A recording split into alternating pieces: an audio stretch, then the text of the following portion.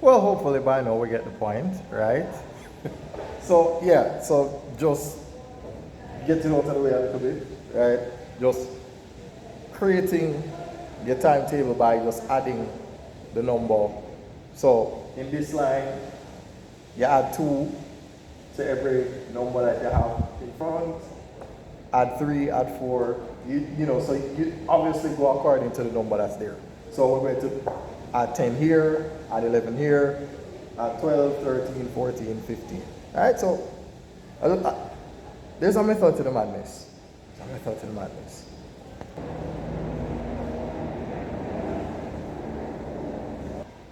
All right.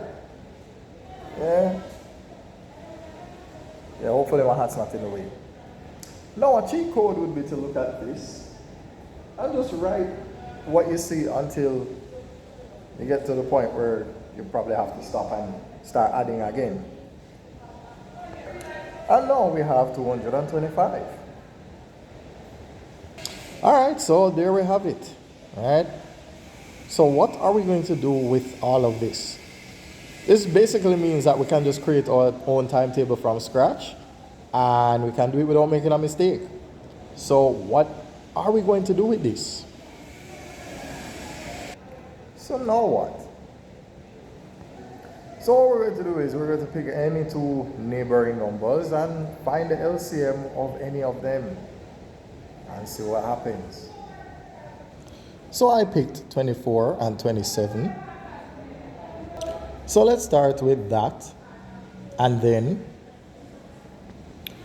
so if you notice the lines above 12 and above the 2 by 2 by 3, it's just to show you that 12 is the same as 2 by 2 by 3 and that the 9 is the same as 3 by 3.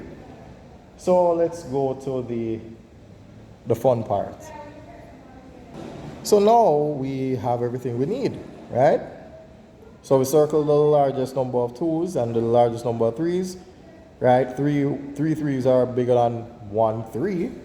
So now we're just going to multiply the 3 2's by the 3 3's and we'll get 216. Just a closer look. Hopefully you can see all of that. I don't know, the light's in the way.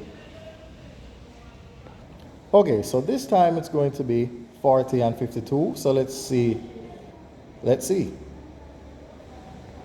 All right, so what do we do from here? So 3 2's is bigger than 2 2's. So let's eliminate the smaller one. And then we have the highest number of 5's and 13. So we can put all of that together.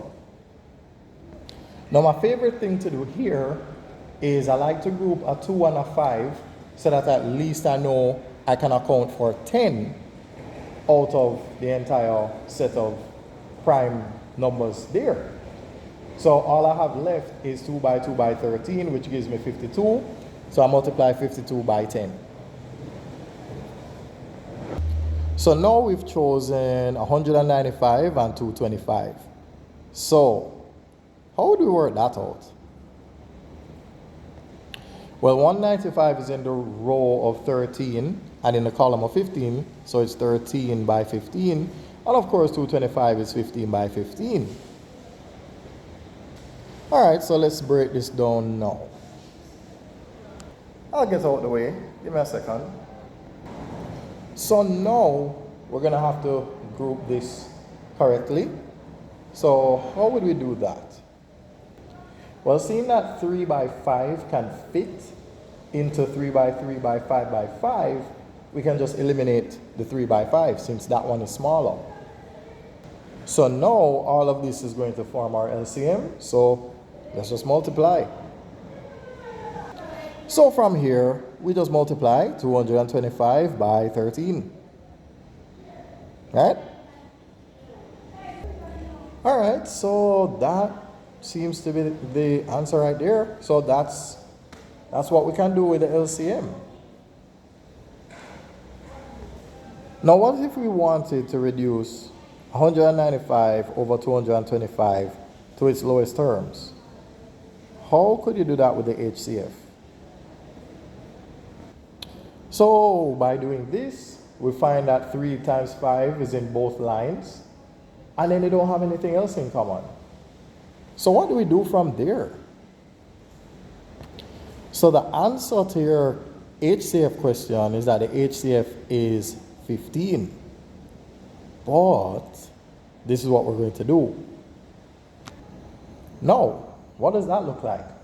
The top looks like 13, and the denominator looks like 3 times 5. So there you have it. So 195 over 225 is 13 over 3 times 5, resulting in 13 over 15. Well, thanks for watching all the way up to here. So again, create your own timetable, pick any two numbers, find the LCM of them. It's a good exercise because when you do that, you get the practice and you'll get better at doing it to the point where any fraction they ask you to add and subtract, you'll be able to do that very easily. And then with this, you can reduce fractions with the HCF, in the blink of an eye. See, went from 195 and 225 to what? 13 over 15. Just like that. So again, thanks for watching. I'll see you around. Yeah, I'm tired now. Yeah.